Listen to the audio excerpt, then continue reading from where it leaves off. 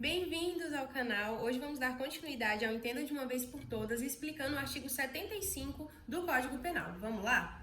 Bom, para quem ainda não me conhece, eu sou a doutora Sara Rocha, advogada criminalista e professora de Direito Penal.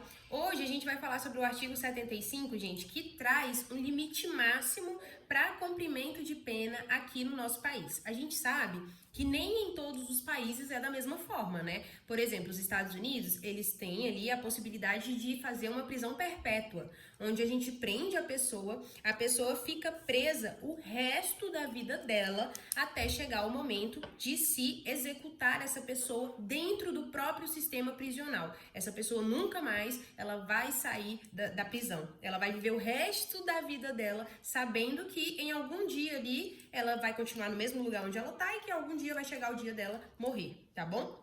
E é assim que funciona lá fora. Aqui no Brasil, a gente tem a nossa Constituição Federal, que fala o quê? Olha, aqui no Brasil é proibido a pena de morte. E aí é importante a gente falar que existe essa discussão doutrinária que fala justamente sobre essa questão. Se aqui no Brasil a gente não pode ter pena de morte, como que a gente poderia ter prisão perpétua? Prisão perpétua é um tipo de pena de morte? Isso é uma discussão, ninguém tem resposta para isso. Eu não tenho como vir aqui te dar uma resposta, não tem como você sozinho pensar numa resposta para isso. Isso é um tema de discussão até hoje, tá? Então a gente discute sobre isso e é muito por causa disso que aqui no Brasil a gente tem um limite máximo para cumprimento de pena. Aqui no Brasil as pessoas não vão ficar presas até o dia que elas morrerem. Elas também não vão pegar uma pena de morte. No Brasil não funciona dessa forma. Eu vou até trazer um gancho naquele caso do P. Diddy lá, né? Aquele rapper que tá preso agora por exploração sexual, um monte de situação. Esse cara, gente, ele vai pegar prisão perpétua, tá? E aí ele vai ficar preso o resto da vida dele, até o dia dele ser executado dentro do sistema prisional. Bom, vamos pro artigo 75, que ele é muito simples. Rapidinho vocês vão entender. O tempo de cumprimento das penas privativas de liberdade não pode ser superior a 40 anos. Pronto, não tem o que a gente falar sobre isso. Aqui não tem muito o que falar, é simplesmente a letra da lei. Então, ninguém aqui no Brasil vai poder cumprir uma pena por mais de 40 anos. A pessoa não vai poder ficar mais do que 40 anos presa. E é muito por isso que aqui no nosso país a gente tem a progressão de regime, né? A pessoa pode começar a cumprir pena no aberto, no semiaberto, mas normalmente começa no fechado. E aí ela consegue progredir para o semiaberto, onde ela vai tendo um pouco mais de liberdade, ela pode trabalhar, ela pode estudar, mas tem que voltar para o sistema prisional. E depois a gente tem um regime aberto, uma monitoração eletrônica, né? Já que o regime aberto de fato não acontece aqui no nosso Brasil, a gente não consegue de forma prática, né? A gente tem a monitoração eletrônica que a gente usa no lugar do regime aberto, tá?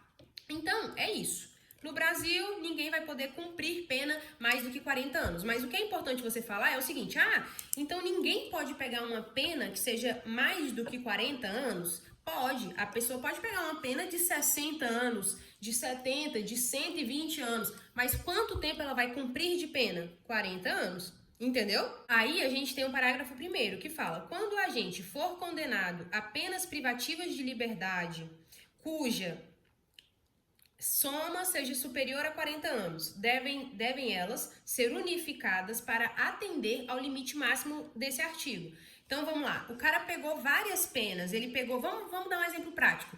O cara pegou uma pena de 30 anos, duas penas de 30 anos, que somadas, isso aqui, gente, acontece muito no tribunal do júri, né? No tribunal do júri as pessoas têm penas maiores.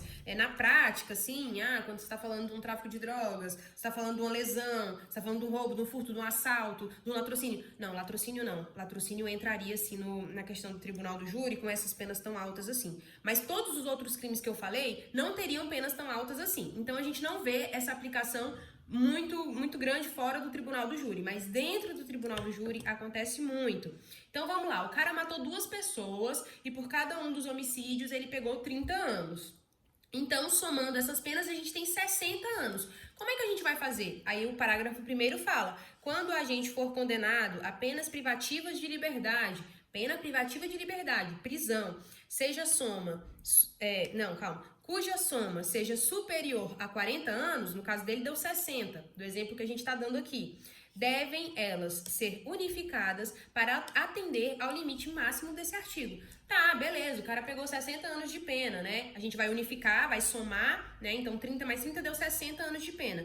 Beleza, mas a gente vai fazer o quê? Vai ter que atender o limite máximo desse artigo, que é 40 anos. Beleza, pegou 60 anos, mas é 40. Vamos fingir que é 40, entendeu? Então a gente reduz para 40 e essa pessoa vai passar 40 anos. Ah, mas ela vai passar 40 anos presa? Não, gente, ela não vai passar 40 anos presa. Ela vai passar o tempo necessário em regime fechado para ela cumprir ali aquele tempo aquela fração de tempo que ele tem que cumprir, que aí depende de cada crime e tal, de cada situação, para ele poder progredir de regime para o semiaberto vai para o aberto. Então, aqui no Brasil, de fato, a gente não tem pessoas que vão ficar 40, 30 anos presas. Não, porque as pessoas progridem de regime, tá? E sempre a gente tem que se atentar a esse limite máximo aí de tempo de cumprimento de pena. E o parágrafo 2º, para a gente finalizar, fala aqui: sobrevindo condenação por fato posterior ao início do cumprimento da pena, far-se-á nova unificação, desprezando-se para esse fim o período de pena já cumprido. Então vamos supor que assim, o cara já estava respondendo por um crime. Ele pegou 30 anos nesse crime e ele já está cumprindo pena, ele já está lá em regime fechado cumprindo essa pena. Só que durante isso, ele foi cometer um novo crime. E aí ele pegou mais 30 anos de pena. O que a gente vai fazer nesse caso? Pegar essas penas, a gente vai somar, a gente vai unificar, igual a gente falou que faria no parágrafo 1º, e a gente vai se atentar para que essa soma do tempo total aí de cumprimento de pena não passe de 40 anos, tá bom? Ou seja, gente, esse artigo, se pudesse resumir ele em uma única frase, seria: ninguém pode ficar preso por mais de 40 anos no nosso país. Tá bom? Isso vai contra a nossa Constituição Federal. E pra que, Sara, que a gente tem esse artigo? Porque, gente, a gente tem o princípio da humanização das penas, né? A pena, ela não pode ser desproporcional. Existem sim, né? A gente não pode, a gente tem que punir as pessoas pelo que de fato elas fizeram, né? Mas a gente não pode ter punições, gente, que são assim extremamente longas, como uma prisão perpétua. Como eu disse, se aqui no nosso país a gente não aceita pena de morte, como é que a gente vai aceitar uma prisão perpétua? Será que a prisão perpétua já não é um tipo de pena de morte? Inclusive, eu queria deixar esse tema aí para vocês comentarem aqui nos comentários o que vocês acham sobre isso, essa ligação aí da pena de morte com a prisão perpétua, se de fato elas seriam ali mais ou menos a mesma coisa ou não, tá bom? Então deixem aqui nos comentários e não deixem de ler a nossa descrição, porque todos os nossos links estão aqui na descrição, as nossas apostilas que são maravilhosas estão aqui na descrição também, então não deixem de olhar, tá bom? E se você quiser entrar em contato com a gente nas nossas redes sociais, estão aqui na descrição. E é isso, gente, não deixa de curtir, compartilhar, ativar o sininho e até o próximo vídeo. Tchau!